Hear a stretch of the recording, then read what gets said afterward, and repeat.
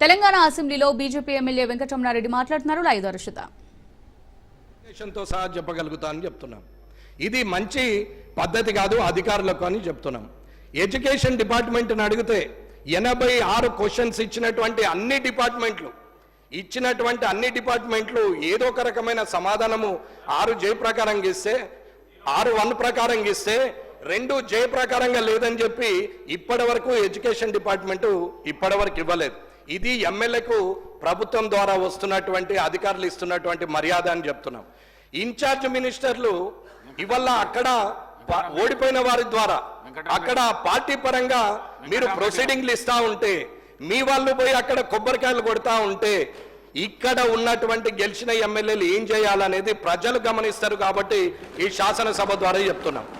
అన్నా మేమేమి police protocol కావాలని అడగట్లేదు, మేము పోగానే అధికారులు మాకు ఎదురు రావాలని అడగట్లేదు. భయం అన్నా ఇది నిజం.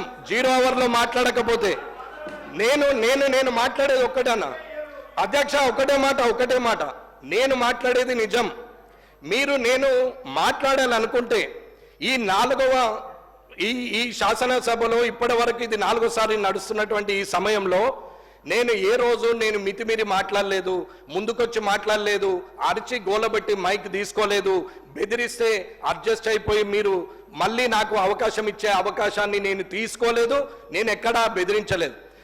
నాకు అవకాశం ఇస్తేనే మాట్లాడుతున్నా, నేను హుందాగానే ఉంటున్నా, నిజాన్నే మాట్లాడుతున్నా. మీరు మంచి చేస్తే మంచి అని చెప్పినాము. ఆరోగ్యశ్రీ పథకం 10 లక్షలకు రేవంత్ రెడ్డి గారు ముఖ్యమంత్రి గారు పెంచితే నేనే ఆ కార్యక్రమానికి పోయి నేను ఆయన్ని పొగిడినా తప్ప నేను ఆయనను తిట్టలేదు. ఇవాళ డైట్ ఛార్జెస్ పెంచితే నేనే హాస్టళ్లకు పోయి ప్రభుత్వాన్ని పొగిడినాం తప్ప ఎక్కడ తిట్టలేదు. పార్టీ పరంగా ఎన్నడూ మాట్లాడలేదు. ఎప్పుడు కూడా మంచిని మంచన్నం, చెడును చెడని చెప్పినాం. ప్రతిపక్షం అధికార పక్షం అనేది అది సమయ అనుకూలంగా మారచ్చు, మారకపోవచ్చు. కానీ ఇవల్ల మీరు చేస్తున్న ప్రాక్టీస్ మంచిది కాదు అని చెప్తున్నాం. ఒక ఎమ్మెల్యేగా ఆర్టీఐకి రాదు.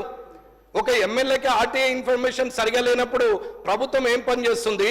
ఇక్కడ ఉన్నటువంటి శాసనసభలో ఇవాళ ఎమ్మెల్యేగా అడిగిన 84 క్వశ్చన్లకు 8 మాత్రం వచ్చింది. 15 నెలల కాలమైంది. నేను ఇచ్చినటువంటి ప్రతి ప్రశ్న నా దగ్గర ఫైల్తో సహా ఉంది.